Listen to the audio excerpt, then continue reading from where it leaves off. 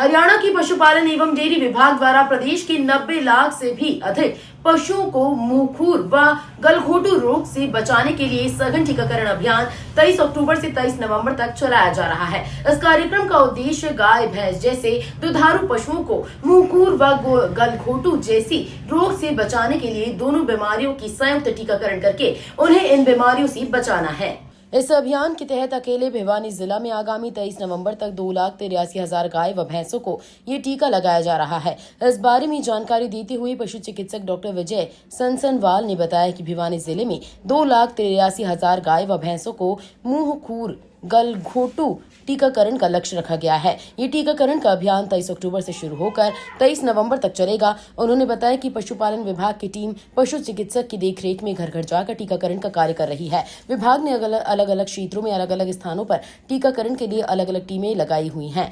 उप मंडलाधिकारी व उप निदेशक भी समय समय पर टीकाकरण की जाँच कर रही है। यहाँ तक की पंचकूला मुख्यालय से भी टीमें फील्ड में हो रहे टीकाकरण की निगरानी रखे हुए हैं। टीकाकरण के बाद टीमें भारत पशुधन ऐप पर इस टीकाकरण को ऑनलाइन कर रही हैं। पशु चिकित्सक डॉक्टर विजय सनसनवाल ने बताया कि गलघोटू एक जानलेवा बीमारी है और मुंहखुर से पशु बहुत परेशान होता है और किसान को भारी आर्थिक नुकसान उठाना पड़ता है। मेरा नाम प्रदीप है सर, और पलवत से है। मुंहखुरी का उसका टीका लगाया सर, ये बहुत जरूरी है। बढ़िया ट्रीटमेंट करते हैं डॉक्टर। रहेगा कितना लाभ रहेगा, कितने किसान? देखो 23 अक्टूबर से 23 नवंबर तक पशुपालन विभाग हरियाणा द्वारा मुंहखुर गलघोटू टीकाकरण का अभियान चलाया हुआ है। मुंहखुर गलघोटू एक ऐसी बीमारी है जिसमें जैसे गलघोटू की अगर हम बात करें तो जानलेवा साबित होती थी, और आपने देखा होगा कि पहले पूरे गांव के गांव गलघोटू और मुंहखुर के शिकार होते थे, तो गलघोटू में तो गांव खाली हो जाता था, पशु मर जाते थे। जबकि मुंहखुर में पैरों में छाले और मुंह में छाले, पशु चर नहीं सकता था, दूध घट जाता था, किसान को भारी आर्थिक नुकसान होता था।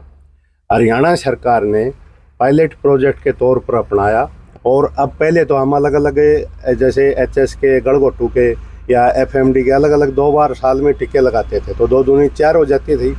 अब क्या किया कि हरियाणा पशुपालन विभाग ने संयुक्त वैक्सीन ले ली जिसमें मुंहखुर गलघोटू इकट्ठा होता है, और हरियाणा का एक पायलट प्रोजेक्ट है, देश में और कहीं ऐसा नहीं है। और आपको जानकर खुशी होगी और मुझे सबसे ज़्यादा बताते हुए हर्ष हो रहा है कि आज हरियाणा में पिछले 2-4 साल से हमने देखा है किसी गांव में मुंहखुर या गलघोटू की बीमारी नहीं आई, कोई इक्का दुक्का केस आया हो जिसके लिए टीकाकरण नहीं हुआ हो। तो ये बहुत ही सफल हमारा अभियान चल रहा है। इसमें हमारी टीमें घर घर जाती हैं, पशु चिकित्सक की देखरेख में पूरी टीम होती है, उपमंडलाधिकारी, उप निदेशक महोदय, यहाँ तक कि हमारे पंचकूला हेडक्वार्टर की टीमें भी समय समय पर इसको जांच करती हैं। तो हम पहले टीकाकरण करते हैं, टीकाकरण करने के बाद उसका टैग नंबर अपलोड कर देते हैं भारत पशुधन ऐप में, और इस तरह पूरा रिकॉर्ड भी रहता है। और दूसरा क्या है कि कई लोगों के भ्रांति है, जैसे हमारी टीम जाती है तो कहते हैं जी इससे गर्भपात हो जाएगा, या वो कहते हैं कि जी इससे दूध सूख जाएगा। तो मैं सभी किसान भाइयों से, पशुपालक भाइयों से अपील करना चाहता हूँ, इस तरह की कोई बात नहीं होती। अगर मान लो 1-2 दिन बुखार, तो देखो कोई भी वैक्सीन लगती है, बच्चे की भी लगती है तो भी बुखार आता है। इस दवाई में ज़्यादा से ज़्यादा बुखार आ सकता है, उसके 2-3 दिन बुखार की दवाई दे दो, वो ठीक हो जाएगा। दूध मान लो पहले तो घटता नहीं, अगर घट भी जाए 50-100 ग्राम के हिसाब से घट गया, 200 भी घट गया, तो 2-3 दिन घट जाएगा, इससे कोई ज़्यादा नुकसान नहीं होता। पशु तो सेफ हो गया पूरी जिंदगी के लिए। टीकाकरण बहुत ज़रूरी है। सर कितने पशुओं को लगाने का ये लक्ष्य रखा गया है, कौन कौन से पशु इसमें शामिल किए? हमारे भिवानी जिला में 2,83,000 गायों और भैंसों को मिला के टीकाकरण का लक्ष्य रखा गया है, और इसमें हमारी ये कोशिश है कि 100% पशुओं को वैक्सीनेशन किया जाए। ये जो संयुक्त वैक्सीन है, ये मुंहखुर और गलघोटू की संयुक्त वैक्सीन गाय और भैंसों के लिए है। छोटे पशुओं के लिए एफएमडी की अलग से वैक्सीन आती है, जैसे बकरियों के लिए और इनके लिए।